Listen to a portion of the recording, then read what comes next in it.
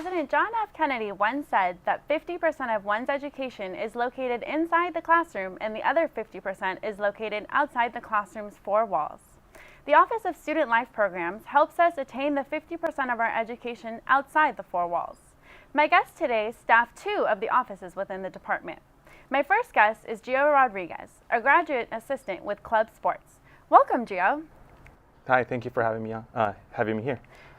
So start off by telling us where your offices are located exactly. My office is located on the second floor of the TSU, room 247. We're located in the Office of Student Life and Leadership.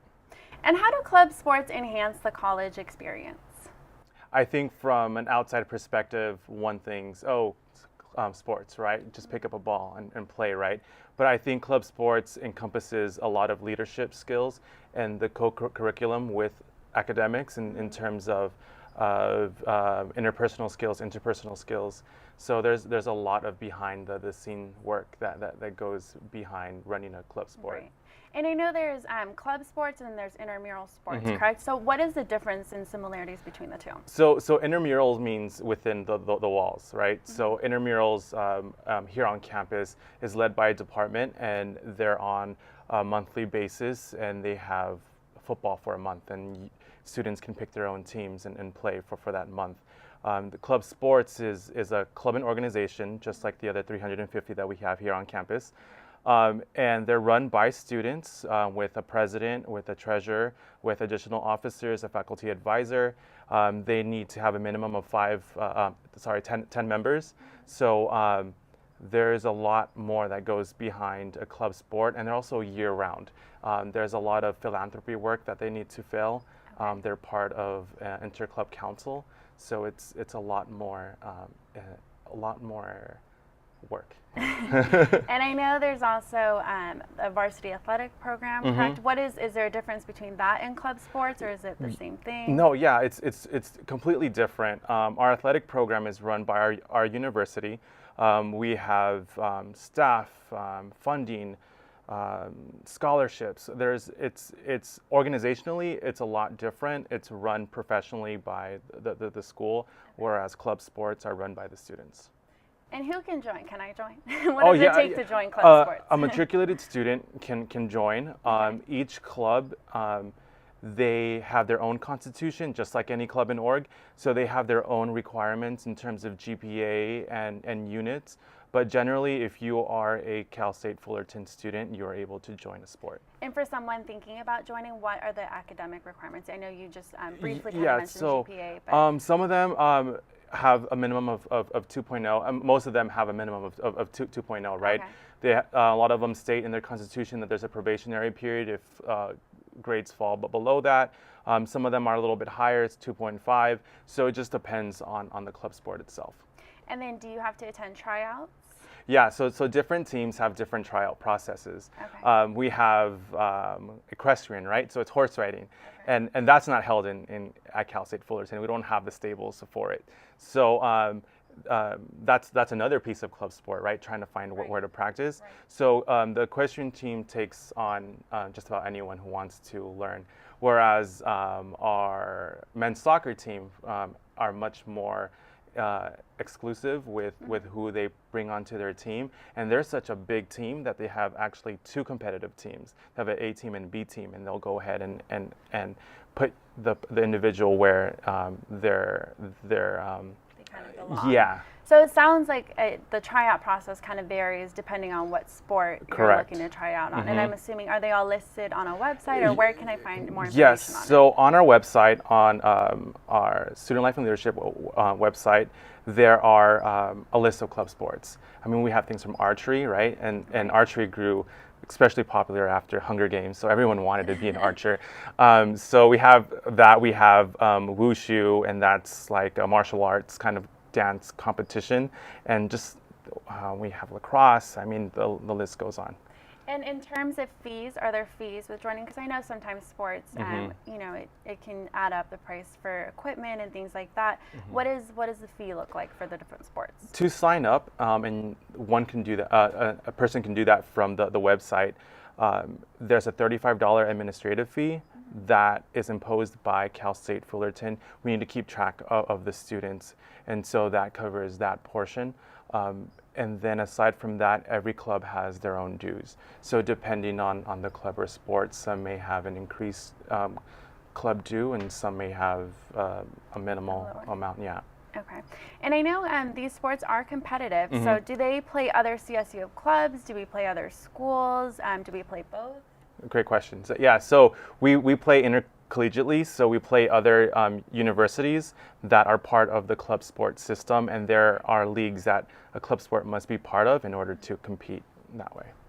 And do you know what exactly they have to be a part of, or is that listed? Yeah, so each of the club sports choose their division or league depending on their aptitudes and how well they compete, and they have to go to regionals and nationals and rank that way in order to be invited into a league. So it's very extensive, right? And these students themselves manage themselves. So no one on the professional end is helping them achieve this. They have to determine that on their own. And is there a sport, are all of them as competitive, or I know, sports, they are an extracurricular activity. Sometimes it's just a way of getting together with a group of friends.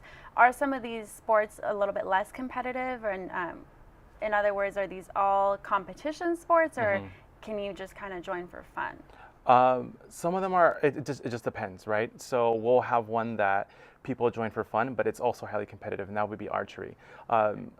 I believe last year, the year before, one of our archers went to the Olympics. So we have an Olympian archer here at Cal State Fullerton. Wow. So that's a cool feat. We have another student that's on the question stream that got invited to ride in Germany. So right now she's in Germany. So it just depends on the club sport. And they can be fun, or they can be competitive, or they can be both. And that's very big to get invited to play in Germany, right? And I know you kind of briefly touched on, you mentioned that they're student ran. What do you mean when you say that? Is everything is determined by the students? They basically decide everything? How does that work? The club sports are part of our sports club inter-club council, which I and a full-time coordinator serve as advisors for.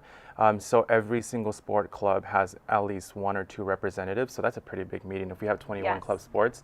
So and the reason being is they're allocated over, I want to say, and I think that the number is about $100,000 a year to allocate for travel expenses, for fees and contracts, anything that will help the club sport function.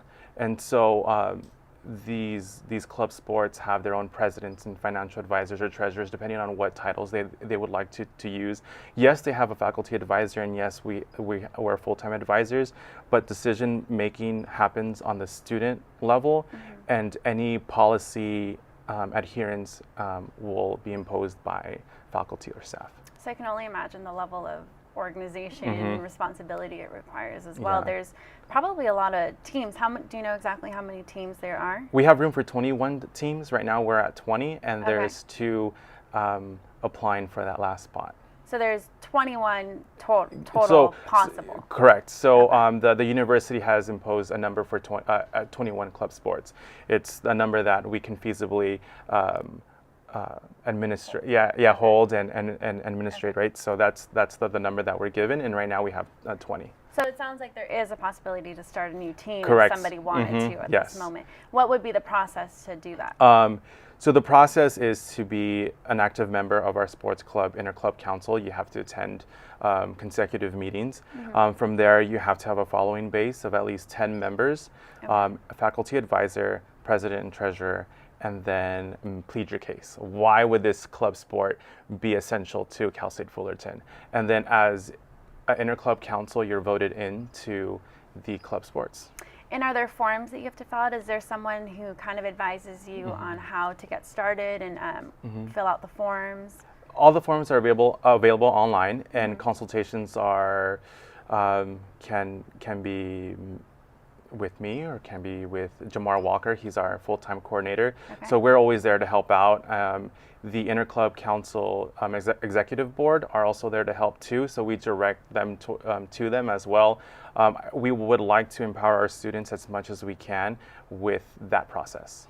And the teams, they have to be recognized every year, every semester. How does that process work? So yes, they are recognized on a yearly basis.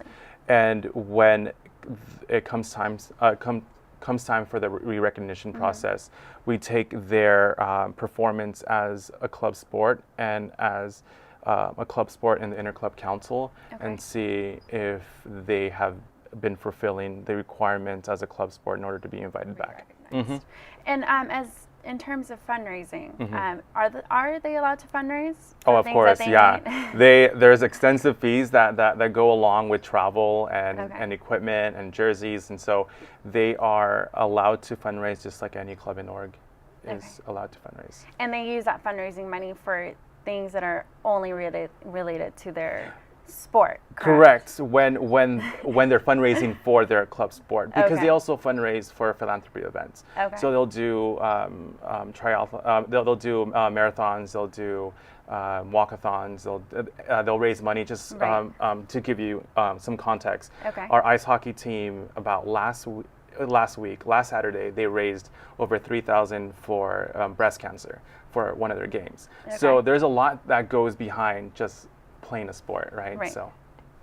Okay, and if I wanted to get some general information just on how to start a sport or how to join one of these sport clubs here at CSUF, where do I go? How do I do that?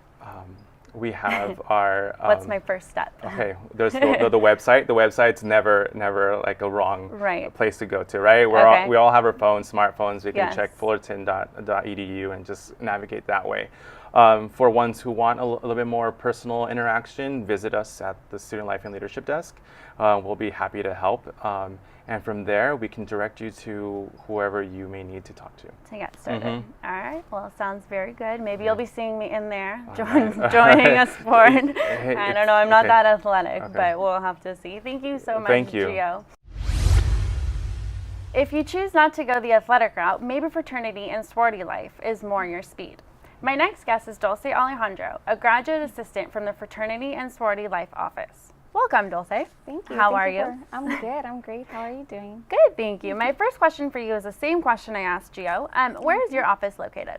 We are located at the TSU 235 by the Dean's and Student Office. Okay. And I know you hear the word fraternity and sorority a lot. What exactly is meant by a fraternity or a sorority? Well, pretty much fraternities are social organizations for college students as well as sororities, and it's just pretty much based on brotherhood and sisterhood values. And can anybody join a fraternity or a sorority? Yes, you do. There's two requirements, however. You need to have 9 units, and you have to be considered a Cal State Fullerton student, and also 2.5 GPA at least. Okay, so there are academic requirements. Yes, there's academic requirements. Okay, and sort of kind of the same thing with the sports. Is there a fee associated with joining? How does that work? Yes, there's a fee. There's an annual fee. It ranges from different organizations. It ranges from $100 to $700. And if, for example, if you want to join a chapter and they happen to have a house, then that will be about $3,000 to $7,000. I know the prices may sound like a lot. However, if think about it as an investment. You're investing in your future. This is going to be something that it's going to be a lifetime commitment, and you're going to have those brothers and sisters to look back to and ask for help and networking. So it's a very great bonding experience. That you're really establishing that for life too, not just for a semester or for a year. And the fee, it's a yearly fee? It's a yearly fee, yes. Okay. And so why would people want to join Greek life? Why would you say? Okay, there's so many benefits from it. Myself being in the Greek community as well, I've benefited a lot from like my leadership skills. There's a lot of brotherhood and sisterhood, community service, philanthropies, academic-wise. They help you do all these things that are put together that help an individual be successful with their college experience. Okay. And I know because we all bring different things to the table. Would you say there's a fraternity or sorority for everybody out there? what are the offers? What are the possibilities from the different fraternities and sororities? Okay, so I believe that every student is unique, and if fraternity and sorority life is not for them, there's other things like club sports and volunteering services and things like that. However, if fraternities and sororities is something that you want to do, there are 4 different councils, and the first one will be a Panhellenic Council, and that is pretty much an umbrella organization and governing body for 7 fraternities, national fraternities, and the recruitment takes place in the fall. And it's pretty much how you get recruited is you go through an education process and you learn about all these different sororities, and you get to know them more individually and see if their morals and values coincide with yours. And if that's something that other options will be that of joining MCGC, which is a Multicultural Greek Council, and the National Panhellenic Council. And those 2 are pretty much culturally based. They are for diverse populations, Latinos, historically African American, Asian. So if you want to have something more of like culture and things like that, that's something that you would want to consider. And there's also IFC, which is the Interfraternity Council, and that's pretty much the umbrella organization and governing body for 7 national fraternities. And I do hear the word hazing comes up a lot with sororities and fraternities. What is the hazing policy, and could you kind of go over that a little bit? Yes. Well, hazing happens, I think, in clubs or in sports and things like that. It happens. Fraternities and sororities tend to get pinpoint, like knowing for hazing and parties and things like that. They're not the only ones. Yeah, it happens, I think, with different organizations. But that is something that is not tolerated here. We have a zero policy tolerance for hazing. We make sure to educate our students on how to recognize hazing and how to report hazing. We want to let our students know that that's not something that we espouse to. And it sounds like it does require quite a bit of time. So what are the time requirements for joining a fraternity or sorority? Well, there are mandatory events, for example, social activities and things like that.